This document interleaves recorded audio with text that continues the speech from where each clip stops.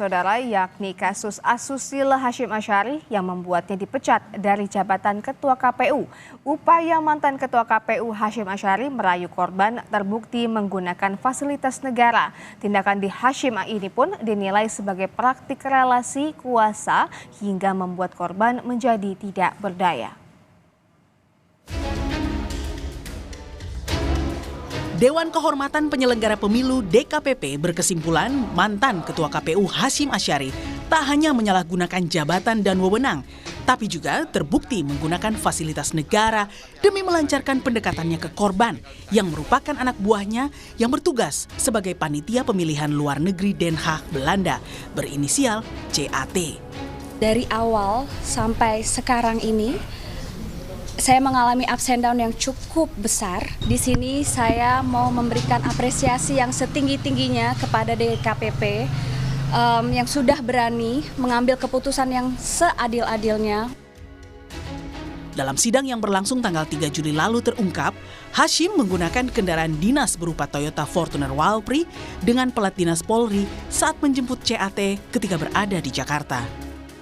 Berkenaan dengan dalil bahwa teradu menyalahgunakan jabatan, wewenang, dan fasilitas negara untuk kepentingan pribadi, terungkap fakta dalam sidang pemeriksaan bahwa benar teradu menggunakan kendaraan dinas milik teradu untuk kepentingan pribadi mengantar dan menjemput pengadu di luar tugas kedinasan pada saat pengadu berada di Jakarta. Sementara itu, ada pula berbagai fasilitas mewah yang berasal dari kantong pribadi Hasyim untuk korban. Seperti tiket pesawat pulang pergi Jakarta-Singapura senilai 8.600.000 lebih. Dan ada juga tiket pesawat pulang pergi Jakarta-Belanda sebanyak 3 kali senilai 100 juta rupiah. CAT juga mendapat fasilitas berupa penginapan di sebuah apartemen mewah di kawasan Kuningan, Jakarta Selatan dengan total 48.700.000 lebih. Tak hanya itu, Hasyim juga membelikan CAT layar monitor Asus ZenScreen seharga Rp5.400.000. Meski sebagian besar pengeluaran untuk merayu korban bersumber dari kantong pribadi Hasyim, pakar antropolog menilai hal tersebut tak bisa dilepaskan dari adanya pengaruh relasi kuasa yang sangat besar. Kan ada indikasi gratifikasi seksual.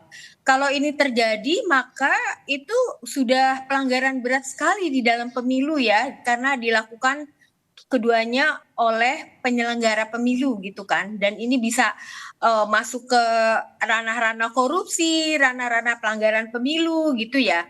Perbuatan-perbuatan itu kan dilakukan ketika yang bersangkutan sedang menjadi ketua KPU. Jadi sulit sekali untuk melepaskan keterikatan antara dia sebagai pribadi dengan dia sebagai pejabat. Itu nggak bisa dipisahkan.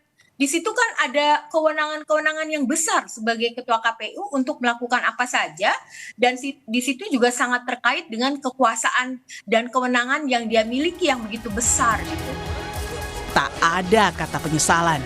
Hasyim justru berterima kasih pada DKPP karena sudah membebaskannya dari tugas berat sebagai penyelenggara pemilu.